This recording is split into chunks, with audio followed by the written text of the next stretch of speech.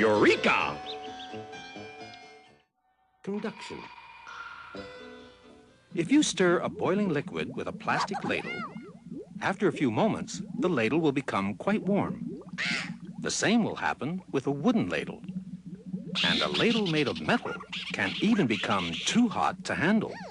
This is because the heat from the boiling liquid is able to travel up the length of the three ladles, quite slowly through plastic and wood, and very fast through metal.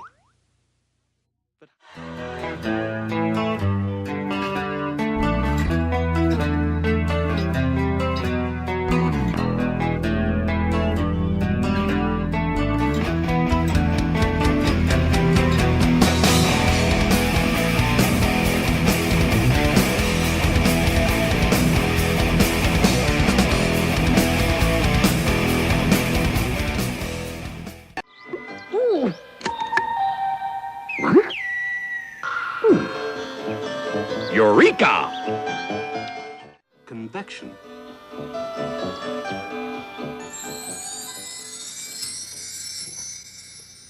You look nice and warm.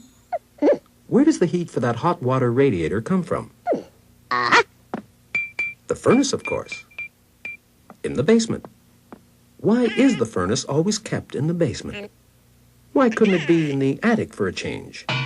What would happen if it were? Anyone on a floor below would freeze. That's what would happen. Why is this? Well, let's put the furnace back where it belongs so that we can see how a hot water heating system works. The furnace heats the water in a tank. The hot water rises up through these pipes and into the radiators where it cools, and then the cold water flows down through these pipes and back into the tank where it is heated up again, and so on. But why does hot water go up and cold water go down? Because of the principle of buoyancy. If you hold something that is less dense than water, such as a cork, in the middle of a beaker of water, the buoyant force pushing that cork up will be greater than the force of gravity pulling it down. And as soon as you take your hand away, the cork will rise to the surface. Now, when water is heated, its molecules speed up and it expands and becomes less dense. And this less dense water will therefore go up, and then cool and become dense again, and therefore go down. And that's exactly how hot water heating systems work, and why your furnace is in the basement. But the house next door hasn't got a hot water heating system. It's heated by means of hot air. And yet, your neighbor's furnace is also in the basement. Why? Because the principle of buoyancy applies as much to gases as it does to liquids. When air is heated, its molecules speed up, and it expands, and becomes less dense. And so hot air rises, just as hot water rises. That's how hot air balloons work. When the air inside the balloon is heated up, it expands. And therefore, there's not enough room for all of it inside the balloon, so some of this hot air escapes. The result of this is to leave fewer air molecules in the balloon than before. In other words, the air inside is now less dense than the air outside.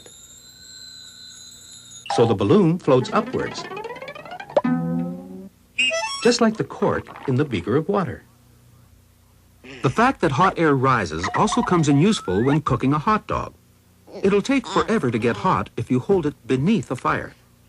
But if you hold it just above the hot air which is rising up from the fire, you're in business.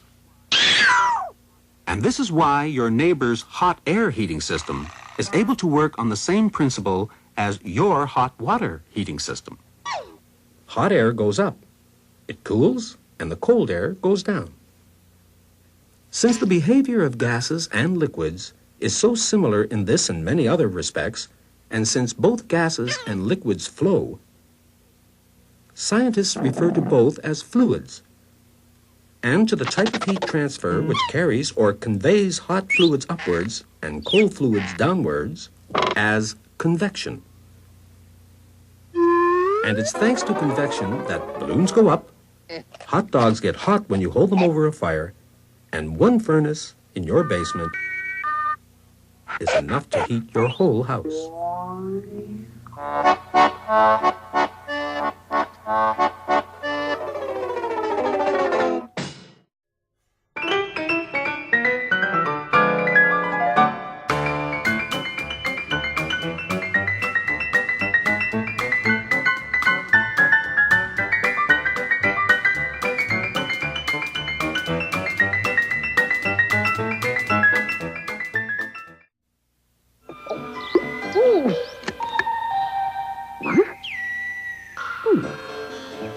Eureka!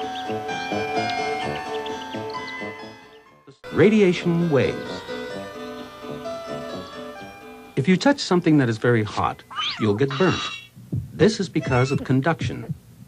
The heat is conducted by a sort of domino effect from molecule to molecule, or from atom to atom, along the hot object and into your fingers. That's one kind of heat transfer. But if you hold your other hand above the same hot object, you will also get burnt. This is because of convection. The hot object causes the molecules of air above it to speed up. The hot air expands and becomes less dense, and is therefore conveyed upwards. That's a second kind of heat transfer. Are these the only two ways that heat can be transferred? Then why are you sitting under that beach umbrella? Because the sun's too hot? But how can the sun transfer heat to you? You're not touching it, so there can't be any conduction, can there? And since most of the space between you and the sun is just that, space, except for the thin layer of air formed by the Earth's atmosphere, there can't be any convection either, can there? Because once you get beyond our atmosphere, there's almost nothing out there to do the convecting.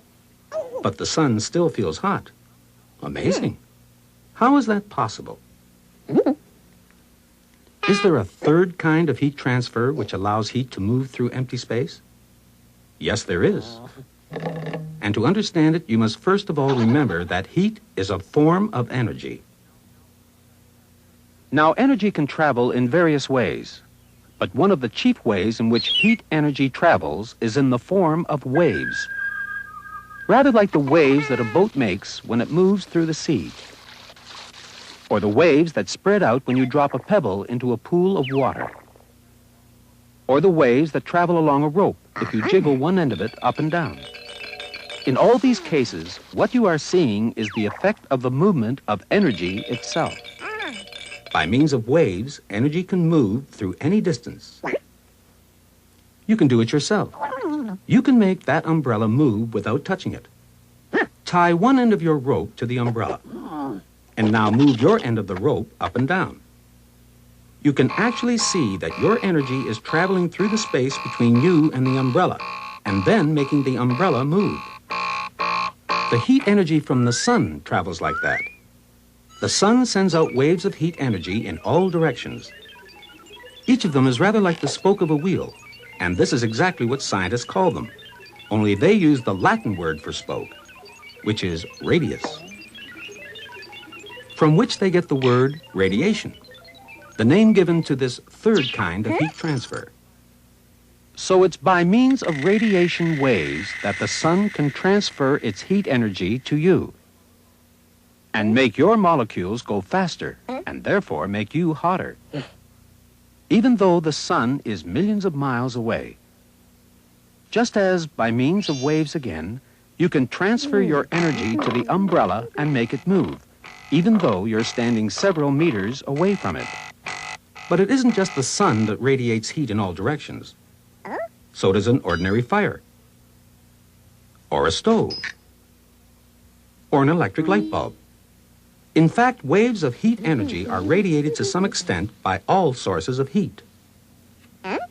Even you radiate a certain amount of heat in the form of waves. Come to think of it, there are waves everywhere. Oh, watch out.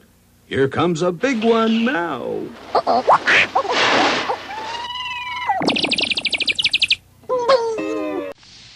There you go. Thanks. Heat moves around the universe in 3 ways. So let's take a look at the part of the universe we call the kitchen. These pancakes are touching this hot griddle. So heat can go directly from the griddle into the liquid pancake batter fast enough to turn the batter into a dry, pancake. Here we have fruit cooking over boiling water. The steam cooks the fruit all the way through. This fruit is doggone good on pancakes, and the steam makes it hot, hot, hot. This is called convection of heat. Here we have a flame, and we'll roast some marshmallows. The flame cooks the marshmallows without anything touching anything. This is called radiation. So those are the three ways that heat moves around the universe. Conduction, conduction of heat. Convection, convection. And radiation, radiation. Not bad. Marshmallow fruit pancake.